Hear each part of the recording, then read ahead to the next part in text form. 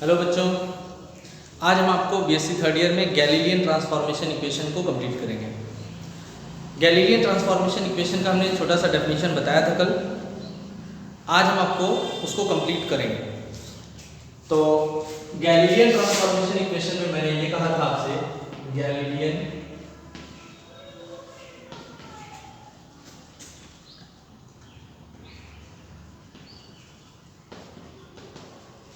Transformation equation, जिसमें first case मैंने आपको डिस्कस किया था। आज हम आपको इसका सेकंड केस करेंगे। तो सेकंड केस क्या रहेगा आपका, हेडिंग ये नहीं है। इसके पहले वाली क्लास में मैंने हेडिंग कराया हुआ है, उसमें एक पार्ट आपका कंप्लीट हो गया है।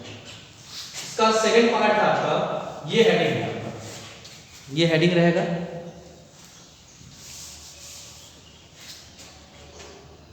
द फ्रेम ऑफ रेफरेंस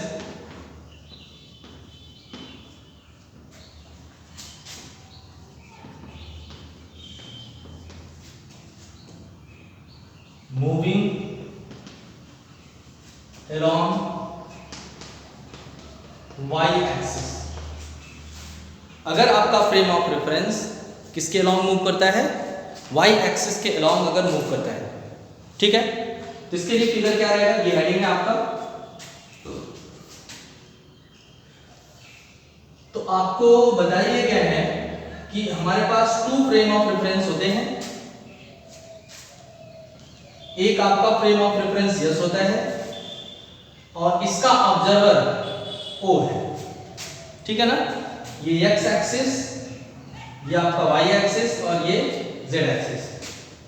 यहां पे हमको रिप्लेस करना है, इसको आसानी होगी आपको। इसको हम वाई कर लेते हैं, इसको एक्स करते हैं और इसको जेड, ठीक है। क्योंकि frame of reference yes dash को मूव कराना है वाई एक्सिस के अलॉन्ग, ठीक है। तो इसको हमने y बना लिया। इसके पहले वाले केस में मैंने इसको x किया था, ठीक है। ये आसान होता है बताना, ठीक है, इस वजह से मैंने इसको y कर लिया। अब frame of reference yes dash क्या कर रहा है, y एक्सिस के अलॉन्ग मूव कर रहा है ये, ठीक है। तो किस साइड के डिस्टेंस को कवर करेंगे, वो y एक्सिस के डिस्टेंस को कवर करेंगे। तो उस टाइम के बाद वो फ्रेम ऑफ रेफरेंस, अच्छा, अगर कोई frame of reference y axis के अलॉन्ग अगर ट्रेवल करेगा तो याद रखना दो डिस्टेंस वो नहीं कवर करेगा। किसके अलॉन्ग, x और z के अलॉन्ग वो डिस्टेंस कवर नहीं करेगा। किसके अलॉन्ग डिस्टेंस कवर करेगा, y एक्सिस के अलॉन्ग करेगा। तो y एक्सिस के अलॉन्ग करेगा तो कुछ टाइम के बाद वो मान लेते हैं कि वो यहाँ इसका नया पोजीशन ये हो जाता है, ये x डैश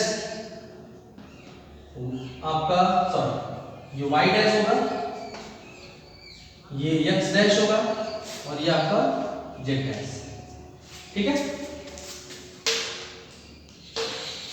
और इस फ्रेम ऑफ रेफरेंस का नाम होगा यस डैश। ऑब्जर्वर इसका कहां होगा, ये आपका o डैश, ठीक है। आपने क्या किया था, एक पॉइंट P कंसीडर किया था, ये पॉइंट P है आपका। इस पॉइंट P का जो कोऑर्डिनेट होगा, अब इस पॉइंट P को कौन पहले देखता है, ऑब्जर्वर o देखता है। और o कहां है, यस फ्रेम ऑफ रेफरेंस में, समझ पा रहे हैं ना। यस फ्रेम ऑफ रेफरेंस में ऑब्जर्वर o है, इस पॉइंट P को देखता है। तो उसका कोऑर्डिनेट क्या बताता है, x y z t, ठीक है। और फिर इसके बाद इसी पॉइंट P को कौन देखता है, ऑब्जर्वर o डैश देखता है। ये o डैश कहां है, yes dash frame of reference के अंदर, ठीक है। तो इसका कोऑर्डिनेट क्या हो जाएगा, x dash y dash z dash और t डैश, ठीक है। तो आप हमको ये बताएंगे यहां से यहां तक की डिस्टेंस कितनी होगी, क्योंकि ये y एक्सिस है, ये y एक्सिस है। तो ये पूरा मतलब o से t की डिस्टेंस मतलब ये वाली, ये हो जाएगी आपके पास y, ठीक है। अब o डैश से p की डिस्टेंस कितनी होगी, ये p है आपका, o डैश से p की डिस्टेंस आपकी हो जाएगी, ये आपका y डैश हो जाएगा, ठीक है। अब आप ये बताइए इसके ये आपका o डैश ऑब्जर्वर जो है इनिशियली कहां था, o पर कौन साइड था। तो मैंने मान लिया था कि ये जो yes dash frame of reference है v वेलोसिटी से मूव कर रहा है, किसके अलोंग मूव कर रहा है, एक्स एक्सिस के अलोंग मूव कर रहा है। तो अब आप ये कह सकते हैं कि O से O डैश तक पहुंचने में कितना टाइम अभी मैंने माना था, t टाइम आपका लिया था, तो t टाइम हो गया और वे किस वेलोसिटी से गया था, v वेलोसिटी से।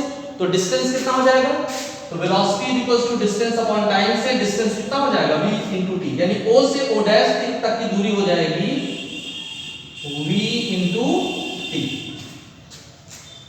ठीक है ना, v into t हो जाएगा। क्लियर हो गया सबको। अब आप फ्रॉम फिगर क्या बोल देंगे, फ्रॉम फिगर से क्या समझ में आ रहा है आपको, फिगर से क्या समझ में आ रहा है, y की जो वैल्यू होगी y dash plus of vt हो जाएगा, y is equals to y dash plus vt। तो y डैश हमारा क्या आ जाएगा, y माइनस vt आ गया ये, ठीक है। अब आप ये बताइए, जब आपका frame of reference yes dash या y एक्सिस के लॉन्ग ट्रेवल कर रहा है, तो y में से इतना माइनस किया आपने, ठीक है ना। अब हम ये कहेंगे कि along x एक्सिस की अगर हम बात करेंगे तो x एक्सिस की तरफ डिस्टेंस कवर नहीं कर रहा है, तो x डैश की वैल्यू आप बता दीजिए कितना हो जाएगा, x के इक्वल होगा, क्योंकि देखो y एक्सिस के अलॉन्ग ट्रेवल कर रहा है तो y में से इतना माइनस हो रहा है, और y x एक्सिस के अलॉन्ग वेलोसिटी 0 है तो v 0 रखोगे, ठीक है ना, v क्या होगा, 0 हो जाएगा। तो जब ये 0 होगा तो ये आपका x dash equal to x हो जाएगा। फिर z एक्सिस के अलॉन्ग क्या आ जाएगा, z dash equal to z, और फिर क्या होगा finally t dash equal to t, ठीक है, t dash equal to t। यहां क्या कहेंगे लोग, यही आपका इक्वेशन नंबर 2 बनेगा। This is Galilean transformation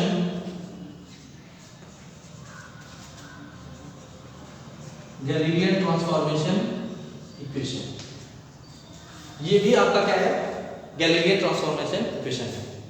means if the frame of reference S dash moving along y axis, the Galilean transformation equation is given by y dash equals to y minus vt, x dash equals to x, z dash equals to z, t dash equals to t। ये आपका Galilean transformation equation है। यानी इस फॉर्मूले को तब apply करेंगे आप जब आपका S डैश y एक्सिस के अलॉन्ग मूव करेगा, ठीक है ना। तो आप ये हेडिंग करेंगे, इसके नीचे ये आपका वीडियो को पॉज करके आप यहाँ पे आपका फिगर ड्रॉ करेंगे, फिर इसके बाद ये कंप्लीट लिख डालेंगे, ठीक है। वीडियो को पॉज करके आप ये सारी चीजें कंप्लीट कर लेंगे, ठीक है। ये कंप्लीट हो गया, ठीक है। अब हम आपको बताएंगे इसका थर्ड केस।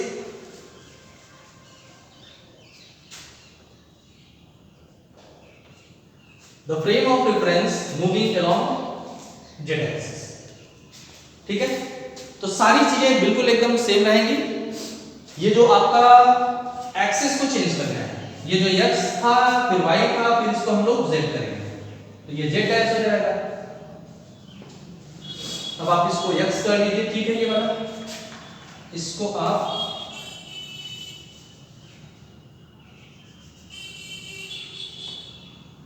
y कर लीजिए, y डैश और ये y, ठीक है। ये सारी वैल्यू क्या हो जाएंगी आपकी, कि अब देखो हम इसको हमने z कंसीडर कर लिया, यही वाला एक्सिस z कर लिया, तो बताइए क्या आ जाएगा आपका, ये z हो जाएगा और ये z डैश हो जाएगा, ठीक है। अब फिर तो बताना नहीं है, ये आपके पास क्या आ जाएगा, ये equation z dash is equals to z minus z is equals to z dash plus of vt, तो z dash is equals to z minus vt, x dash is equals to x, y dash is equals to y। ये equation आपका third है, ठीक है। तो third heading करेंगे हम लोग, the frame of reference moving along Z axis. ये आपका फिगर रहेगा, सेम फिगर, और फिर इसके बाद ये कंप्लीट आप करेंगे। ये भी आपका गैलीलियन ट्रांसफॉर्मेशन इक्वेशन है। ये गैलीलियन ट्रांसफॉर्मेशन इक्वेशन कब बनेगा? जब फ्रेम ऑफ रेफरेंस किसके अलॉन्ग मूव करेगा? जेड एक्सिस के अलॉन्ग, ठीक है ना। वीडियो को आप रोक लीजिएगा, रोकने के बाद ये लिख लीजिए।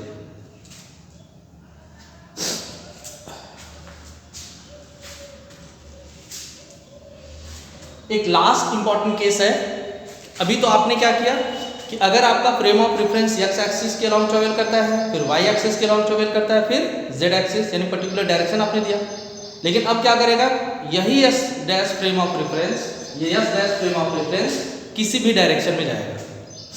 मतलब ना तो एक्स एक्सिस की तरफ होगा, यानी एक्स एक्सिस की भी डिस्टेंस कवर करेगा, वाई एक्सिस की भी डिस्टेंस कवर करेगा, और जेड एक्सिस की डिस्टेंस भी कवर करेगा, ठीक है।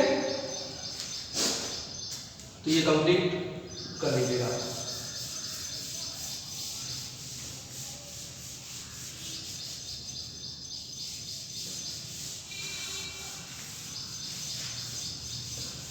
इसका नंबर 4 केस रहेगा।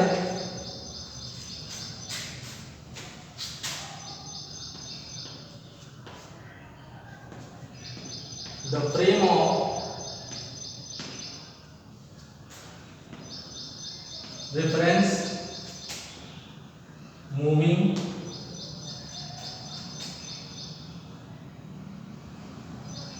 in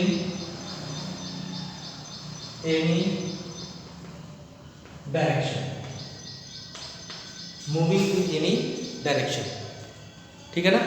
वो वीडियो कट हो रहा होगा। The frame of reference moving in any direction, किसी भी डायरेक्शन में अगर आपका वो मूव करता है तो क्या होगा, ठीक है। तो आपको सबसे पहले एक चीज हमको आपको बताएंगे कि अगर कोई ऑब्जेक्ट या कोई बॉडी एक्स एक्सिस के अलॉन्ग ट्रैवल करता है तो उसकी वेलोसिटी का कंपोनेंट जो होता है बेटा आपका vx से दिया जाता है। y एक्सिस के अलॉन्ग उसकी वेलोसिटी का कंपोनेंट vy दिया जाता है। z एक्सिस के अलॉन्ग क्या होता है? vz आपका दिया जाता है, ठीक है ना। तो अगर एनी डायरेक्शन है, अगर एनी डायरेक्शन है तो वेलोसिटी का जो सिंबल आता है वो v होता है, ठीक है। क्योंकि एनी डायरेक्शन में और 3 डायमेंशनल स्पेस है तो इसको क्या लिखते हैं आप? vx अगर वेक्टर फॉर्म है तो i cap vy j cap plus vz k cap, ठीक है ना। तो यहां पे अगर कोई ऑब्जेक्ट 3 डायमेंशनल स्पेस में किसी भी डायरेक्शन में ट्रेवल कर रहा है तो उसकी वेलोसिटी जो होगी आपकी v vector vx i cap, ये i कैप यूनिट वेक्टर है along x axis, j cap आपका यूनिट वेक्टर है अलोंग y एक्सिस, यही आपका वेक्टर बना रहे हैं। तो vx क्या है? Velocity along x axis, velocity along y axis, vz आपका वेलोसिटी अलोंग z एक्सिस है। तो इस चीज को आप समझते रहिए। तो हमारे पास जो फ्रेम ऑफ रेफरेंस है उसकी वेलोसिटी क्या हुआ करती है? v हुआ करती है। किसी भी डायरेक्शन में तब क्या होगा? इतना होगा, ठीक है ना। तो x एक्सिस के अलोंग भी वेलोसिटी vx है, y एक्सिस के अलोंग vy है, z एक्सिस के अलोंग vz है। तो किसी भी डायरेक्शन में जब ये ट्रैवल कर रहा है आपका तो हम क्या करेंगे? उस हर एक्सिस के अलोंग डिस्टेंस को कवर करेगा। x एक्सिस के अलोंग किस स्पीड से ट्रैवल करेगा? vx, y एक्सिस के अलोंग vy, z एक्सिस के अलोंग डिस्टेंस किस स्पीड से कवर करेगा? vz स्पीड से कवर करेगा। यानी इसके पहले जो हम लोग डिस्कस करते थे कि अगर कोई frame of reference x axis के अलॉन्ग ट्रेवल करता है तो उसकी वेलोसिटी को आप लोग v देते थे, वहां पे कोई कंपोनेंट नहीं लेते थे, लेकिन यहाँ पे आपका कंपोनेंट लिया जाएगा। तो इसका फिगर हम आपको करके दिखा रहे हैं। वीडियो को हम रोक दे रहे हैं, फिगर टाइम लगे। देखिए हमारे पास एक फ्रेम ऑफ रेफरेंस s है जिसका ऑब्जर्वर o है, ठीक है ना। दूसरा frame of reference s dash था, ठीक है। s डैश और s इनिशियली कॉन्साइड होते हैं, ठीक है। इनिशियली दोनों क्या होते हैं? कॉन्साइड होते हैं। अब मैंने क्या किया, इस s dash frame of reference को ऐसे दौड़ाया, इस डायरेक्शन में दौड़ाया, ठीक है ना। तो आपका क्या रहता है? t टाइम के बाद o से ये कहां पहुंच जाता है? o डैश पे, ठीक है ना। o से कहां जाता है? o डैश पे, क्लियर। तो अब हम आपको ये बताएंगे कि जो x एक्सिस की तरफ आपका डिस्टेंस कितना कवर करेगा, y एक्सिस की तरफ कितना डिस्टेंस कवर करेगा और z एक्सिस की तरफ कितना डिस्टेंस कवर करेगा, हम उसको बताएंगे। तो पहले पॉइंट P का जो कोऑर्डिनेट है x y z t observe करता है O, x dash y dash z dash t dash इसी कोऑर्डिनेट को बताता है कौन, O डैश, जो कि s dash frame of reference में है। ठीक है, तो अब हम आपको ये बताएंगे इसकी वेलोसिटी किसके लॉ में है कि आप बता दीजिए, ये ऐसे बना दीजिएगा, किसकी वेलोसिटी ऐसे ये। ठीक है, आप वेक्टर में दिखा लेंगे ज्यादा अच्छा रहेगा। ठीक है, और अब आप ये बताएंगे x एक्सिस के अलोंग डिस्टेंस कितना होगा, x एक्सिस के अलोंग वेलोसिटी कितनी है, vx है, टाइम का मल्टीप्लाई कर देंगे, ये डिस्टेंस आ जाएगा, बोलिए, ठीक है ना। और फिर इसके बाद y एक्सिस ऐसे है, तो यानी y एक्सिस की तरफ कितना दूर गया, इतना दूर गया है, ठीक है ना। देखो मिला लो, यहां से यहां तक ये लाइन ड्रॉ कर दो, ये वाली डिस्टेंस y एक्सिस की तरफ हो जाएगी, तो ये वाली वैल्यू कितनी हो जाएगी, इसके अलोंग वेलोसिटी कितनी है, vy, तो ये वाला ऐसे आप लिख सकते हैं vx i कैप, ठीक है ना, vx i cap plus vy j cap plus vz k cap. इसको आप ऐसे लिख सकते हैं, या यहां पे आप जगह नहीं मेरे पास, काम करते हैं, ये हेडिंग का आप हेडिंग कर लीजिएगा। ये वेलोसिटी कितनी है आपका, v है, इसकी value vx i cap plus vy j cap plus vz k cap. ठीक है, अब बताइए ये वाली वैल्यू कितनी हो जाएगी, vy t, ठीक है। और फिर z एक्सिस के लॉन्ग डिस्टेंस ये कवर करेगा vz t, ठीक है। सारे एक्सिस के लॉन्ग हमने बता दिया कि इतनी इतनी डिस्टेंस को कवर करेगा। जैसे मैंने अभी आपको बताया था, ये वाली वैल्यू कितनी होती है, x होती है, और ये वाली वैल्यू कितनी होती है, यहां से x डैश होता है। तो आप क्या कहेंगे, फ्रॉम फिगर से क्या मिल रहा है आपको, x एक्सिस के लॉन्ग पहले बात कर रहे हैं, कितना आएगा बताइए, x इज इक्वल्स टू ना x dash minus vx t। Clear, कैसे, चलो हम लिख दे रहे हैं यहाँ पे, ये वाली वैल्यू कितनी हो जाएगी, यहां से यहां तक का x होगा और ये वाला x डैश हो जाएगा। ऐसे ही लॉन्ग y एक्सिस बात कर लेंगे, तो फाइनली आपके पास क्या आ जाएगा, x dash equals to x minus vt आ जाएगा, vxt।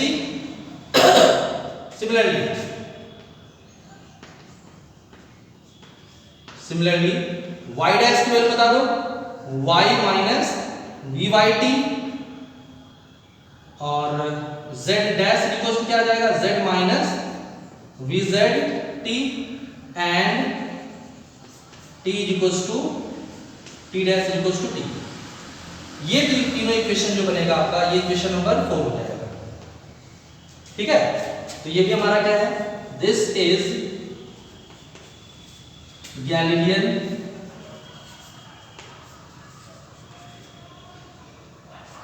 ट्रांसफॉर्मेशन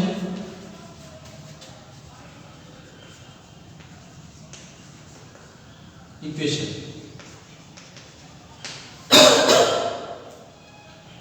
तो आई होप समझ में आ रहा होगा आपको। अगर नहीं समझ में आता है, एक भी वर्ड अगर आपको समझ नहीं आता है, तो आप हमसे जरूर पूछ लेंगे, ठीक है ना। तो आपके पास यस फ्रेम ऑफ रेफरेंस है, यस डैश है, वो आपका एनी डायरेक्शन में मूव कर रहा है। कोऑर्डिनेट p का अकॉर्डिंग टू o कितना है आपका, px yz t, according to o कितना है, x dash yz dash z dash t है, ठीक है ना। x एक्सिस के लॉन्ग डिस्टेंस कितना कवर करेगा, इतना, y एक्सिस के लॉन्ग डिस्टेंस इतना कवर करेगा, और z एक्सिस के लॉन्ग इतना डिस्टेंस कवर करेगा। तो पहले मैंने क्या निकाल लिया, x एक्सिस के लॉन्ग डिस्टेंस आपका मतलब x डैश की वैल्यू इतनी हो जाएगी, y डैश की वैल्यू इतनी हो जाएगी, y एक्सिस के लॉन्ग z डैश, ठीक है ना।